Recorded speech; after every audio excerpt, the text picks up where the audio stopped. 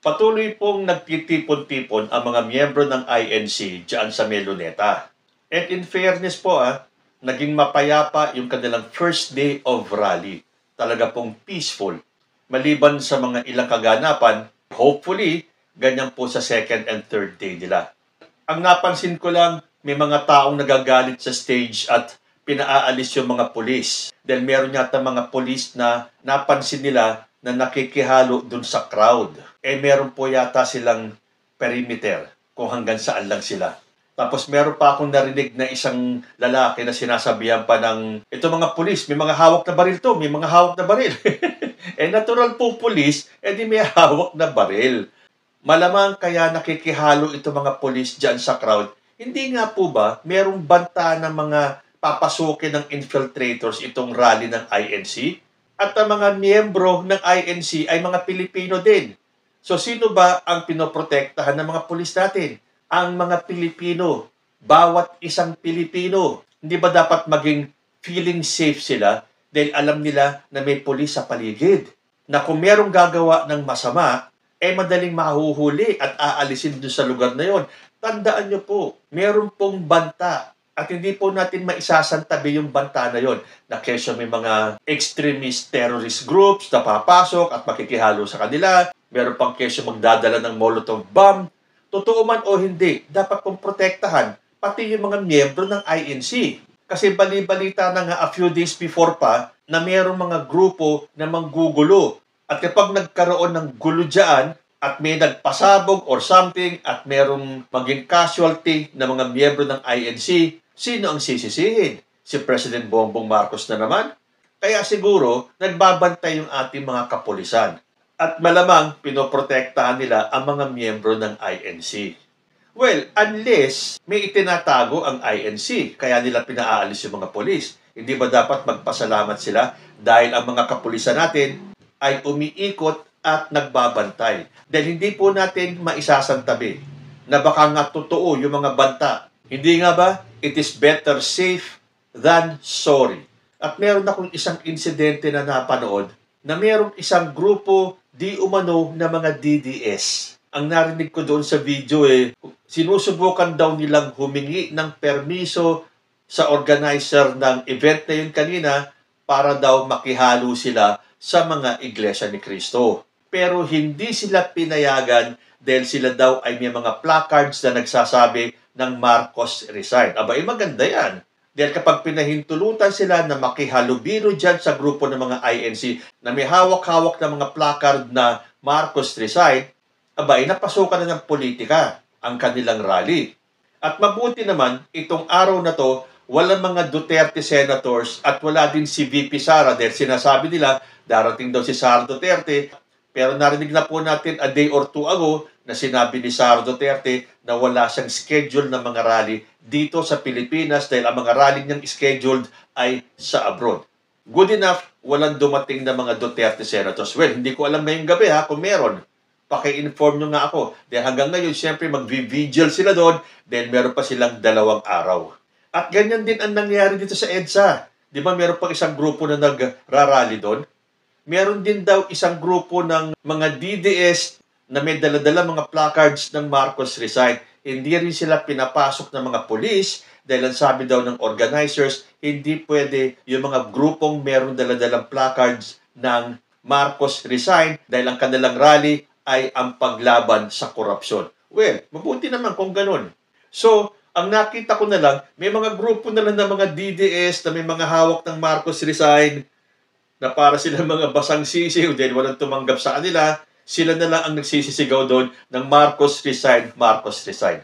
At alam nyo ba kung bakit ganun lang sila kakonti, itong mga DDS, na narinig ko pa, na ihahatid daw nila si Bongbong Marcos sa Selda 13 ba yun? Dahil po, palpak yung ginawang revelasyon ni Saldico. Dahil kung ang intensyon ng paglabas ni Saldico ay to trigger the anger of the Filipinos, hindi po sila nagtagumpay.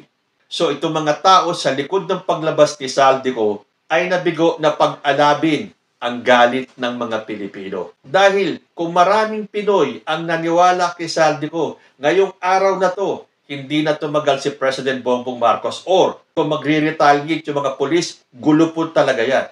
Malaking gulo po ang mangyayari. Bakit walang sumama? Okay, itabi na natin yung INC rally dahil for today, naging peaceful po ang kanilang rally. Itong sinasabi, ano bang grupo to? Nakalimutan ko sa may EDSA na hindi rin pinayagan yung grupo na may mga placard ng Marcos Resign. So itong mga DDS na sigaw ng Marcos Resign ay kakaunti na lang. Pero bakit ganun kakaunti lang? At ini-expect ng mga DDS ng grupo nila Amy Marcos, nila Sara Duterte, dahil huwag na po tayo magplastikan, alam ng kampo ni Sara Duterte. Baka nga may kinalaman pa sila sa paglitaw ni Saldico. Dahil hindi po gagawin ni Saldico mag-isa to come out in the open at maglabas ng expose tungkol kay Martin Romualdez at kay Bongbong Marcos. Nabigo po sila. Ito pa naman ang tamang araw. Linggo, walang pasok. At kung talagang nagalit ang taong bayan, susugod na sila dyan sa EDSA or sa Malacanang or kung saan man. Pero, ito mga nagsisisigaw ng Marcos Resign na may mga dala-dala mga placards ay hindi naman po nadagdagan. In fact, parang napahiya pa itong mga taong ito. Dahil nasa na yung sinasabi na ang revelasyon ni Saldico ang magti-trigger ng galit ng mga Pilipino para lumabas sa kalye at hilingin ang pag-resign ni President Bongbong Marcos. Sorry, pero wala pong nangyaring ganong kaganapan. Bakit? Dahil ilan lang po ang naniwala sa revelasyon ni Saldico.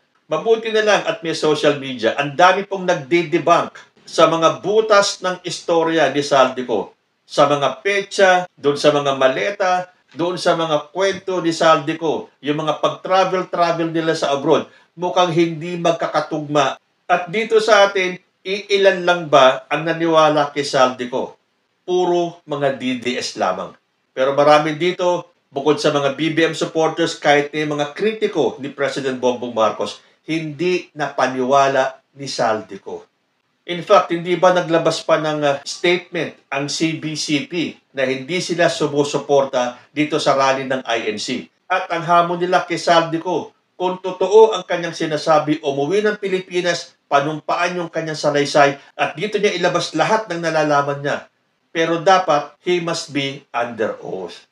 So, ang CBCP, hindi po sumusuporta dito sa INC rally. Dahil kung transparency ang gusto ninyo, kumikilos na nga si President Bongbong Marcos Kaya nakakatawa yung sinasabi ng mga DDS na si President Bongbong Marcos daw ang ulo. Well, yun ang sinasabi ni Saldico. Yung mismong nagsiwalat ng anomalya, siya ang ulo. Mas maraming Pilipino ang nakakaunawa at matatalino na. So, ang mga napaniwala lang ni Saldico, syempre, sila Sara Duterte, sila Marcoleta, sila Amy Marcos, at yung mga grupo ng mga DDS. Kahit na kitang-kita naman, napalpa yung teleserye ni Saldico. May nabasa pa ako na ang dami-dami daw ng INC dahil sinamahan na sila ng mga Katoliko at ng mga ibang relihiyon. Hindi po totoo yan. Dahil tulad niya na sinabi ko, hindi po sumuporta ang simbahang Katoliko. At may grupo po ng mga protestante, yata ang tawag sa kanila, na naglabas din ng statement tungkol sa INC rally. Sabi po dito sa balita, binigyan din ng PCEC na hindi sila sumusuporta sa pwersahang pagpapatalsik sa Pangulo at hinikayat ang publiko na igalang ang konstitusyon at dumaan sa mapayapa at legal na paraan.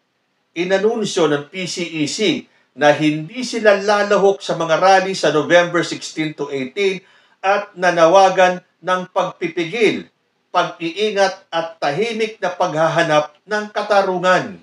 Pinayuhan din nila ang may hawak ng impormasyon o ebidensya kabilang ang whistleblowers na lumantad para sa tamang proseso. Pinuri rin nila ang dedikasyon ng AFP Chief of Staff at mga uniformed personnel sa pagtatanggol sa bansa at sa batas.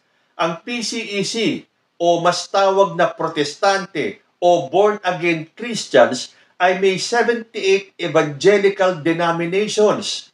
May higit 40,000 lokal na evangelical churches at 268 missions at para-church organizations sa buong Pilipinas. Mas malaki di hamak ito at malayo ang agwat ng bilang ng kanilang miyembro kumpara sa Iglesia ni Cristo at pumapangalawa sa dami ng miyembro una ang Katoliko sa ating bansa.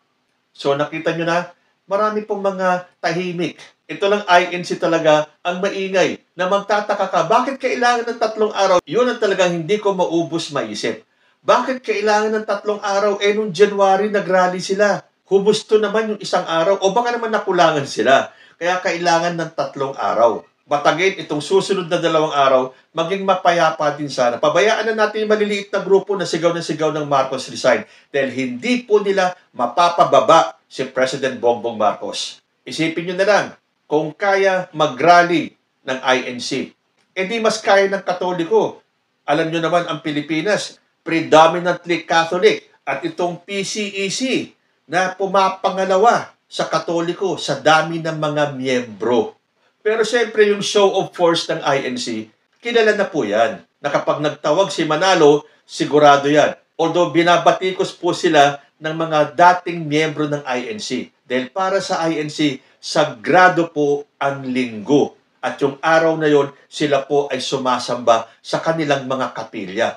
So ano ang nangyari ngayon na imbis na nasa simbahan sila, nandyan sila sa Luneta at nagrarally? Wala na akong pakialam doon. Yun ang gusto ni Manalo, pabayaan natin sila.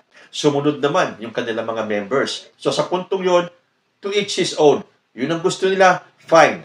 Pero gusto kong ibigay ang respeto sa kanila sa unang araw dahil generally, naging peaceful po ang kanilang rally.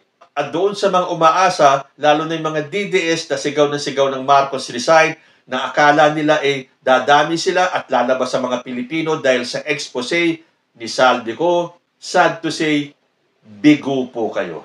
So ang dapat gawin ni Saldico para tuluyan ninyong mapabagsak si President Bongbong Marcos at kung totoo lahat ng sinasabi ni Saldico, buong Pilipinas po ang hiling kay Saldico, umuwi ng Pilipinas, panumpaan yung kanyang salaysay at lahat ng nalalaman niya, ulitin niya dito sa Pilipinas.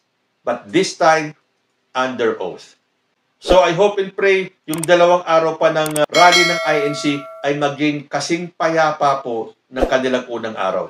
At doon sa mga umaasa na mapapabagsak nyo si President Bongbong Marcos bago matapos ang 3 araw ng rally ng INC, hindi po masama ang mangarap. Pero hanggang pangarap na lang po kayo. Kayo po, ano ang masasabi ninyo? Comment lang po down below and I will see you in my next video. Diyos ti Agnina.